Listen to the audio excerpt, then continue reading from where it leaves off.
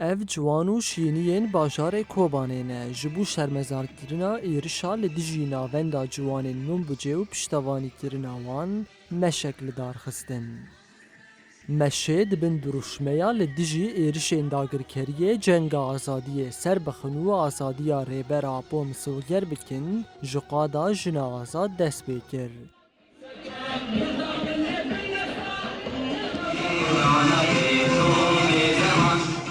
Meş li qada Şehîd Egîd ve guherî mîtîngê û li ser navê tevgera ciwanên şoreşgera haftin hat kirin. Ciwanan diyar kirin ku dê êrişên dewleta Tirk ticarî vîna wan neşkîne. زانه نجاره یکی دولت ترک آدا گرکر ریش خواه تایبت لسر لروجاوان که آنگو لسر جوانان که شخوا برید سالا کمدی ایریشن دولت ترک آدا گرکر لسر جوانن کمان اجرا مشاندن انجام مواد جمدی بیشتی کو و ایریشان چقاسا جوانان هف کرد چقاسا جوانان خواب آرمانجه که خورد برخستن کرد و دو جار کردینه جوانن ممجه هات نه هدف کردن انجام مواد و بیشتی به ایریشان چقاسا جوانن ممجه خواه برخستن بگنن جبر کو جوان فکر و فلسفه ربر آبو نه جوان یک کل سر به اراده ربر آبو خواه برخستن بگه جبو وجی تجاری نه دولت ترک آنگو دشمن گشتی نکان اراده و آنگو بینا جوانان مشکنه.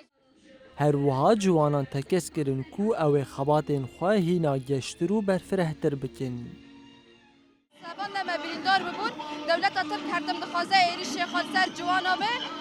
em jî weke ciwan em ê her tim li ser xabne, em ê bi roj û bi şev jî li kolana bine, li perwerda bine, li meşa bine, li çalakiyê bine, em ê her tim jî li ser xabne, em tu carê nêlînin ku dewleta Tirk me weke ciwan me tune bike. راستی جی برچاوه دولت ترک چه دغازه دشمن چه دغازه بکه دغازه جوانه به شخص تفکر جوان شورشگر تجبر یه دناف جوان که دا کار دکه دناف جوان که دا ریخست کرنا جوان که پیراد به جوان شورشگر جی ایرو جی دغازن و اساس و بشکنه اراده هم بشکنن تکشین هم بینن جی هم جی تام ترسی و خورد بنا که این بهتر هیز بنا که این بهتر جی اما دا کبنا قادانه